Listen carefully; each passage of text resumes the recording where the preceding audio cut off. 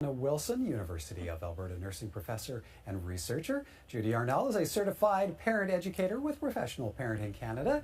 And Diane Switek, founder and director of Banbury Crossroads School in Calgary. Hello, ladies. Hello. Hello. Great to have you Hi, both. Michael. Thanks. All right, let's get started. Well, you may have suspected that your phone and tablet use sets an example for your children. You may be surprised by the actual impact it is having. A new study out of Illinois State University claims parents who struggle with limiting their own screen time will see more behavioral problems in their children. What's the correlation here, Donna?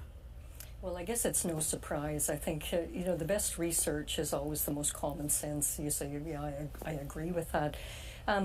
Children need attention, and their parents are the most important individuals to them. So if a parent is distracted, it's not surprising that a child will act up, and in fact, they'll act up until they finally get attention. And so that's in essence what the study pointed out, and I think it's probably dead on. Parents can really be distracted by a lot of things, can get, sucked into, I'm just going to check something, emails, we all have. Well, it's not difficult to get. Absolutely, get and an hour or two later, and, your child's been neglected all that time, especially if you said, oh, well, just take 5 minutes, and an hour or two later you haven't gotten back to them. So it's not surprising that children are acting out. Well, and Judy, parents may think you need to, well, not reward that behavior, but certainly crack down on it. Should we be inclined to punish our kids if they're acting up this way? Well, no, not. As Donna said, kids need attention. It's a basic need. And just like in the olden days when the phone used to ring, that's when kids would fight, that's when they'd start whining at us. And they needed attention then, they need it now. What happens though is when parents are concentrated on their devices, they're not going to say, okay, I'll stop this email and sit down and read you a book. What they say is, here's an iPad, or here's your phone, give me 5 minutes, and then an hour later. And what that does is it impacts that serve and return, that ability of the parent to pay attention to the child and give them that attention. Well, Diane, should we be concerned about that behavior maybe continuing even when the parents aren't around? You mean like at school, Sure. for instance? Yes, most Well, definitely. I would imagine a child who is feeling a deficit of attention is going to want to get it somewhere.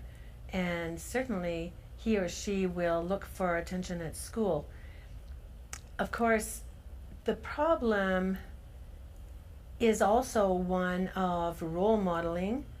So if parents are having trouble with their children resisting their use of screen time, and if the parents are also directing their children to having screen time, then the whole thing works against itself.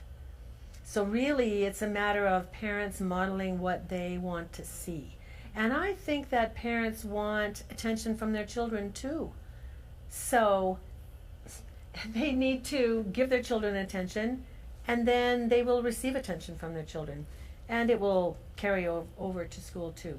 Donna, are there warning signs we should be looking for in terms of, as the parent, we're spending too much time on the iPad or the phone and not enough time on the kids? Well, I think there's some real dead giveaways, which of course is if your children are acting up, that they're trying to get your attention. So that's the number one sign.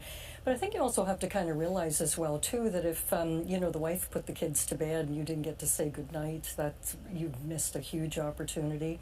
That you haven't been able to talk through supper, that you didn't have time to go for a walk or pet the dog, or that you didn't have time to check the homework with the children or whatever, when really it's impacting on your time, when you're starting to feel guilty, and you should be feeling guilty. Being a parent is the number one job. It's not taking your homework home and, keeping your boss happy and what have you. It's children. Family comes first. Family comes first. Judy, how do you suggest cutting back, making sure that there is enough time in the day where we are all unplugged?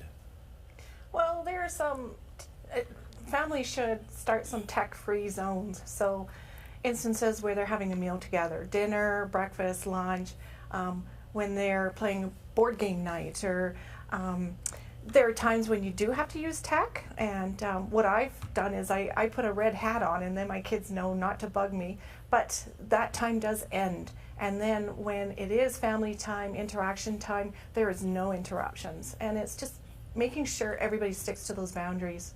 Yeah, and Diane, should we be looking at this, not just putting the phone down when the kids are around, but, you know, embracing this more wholeheartedly?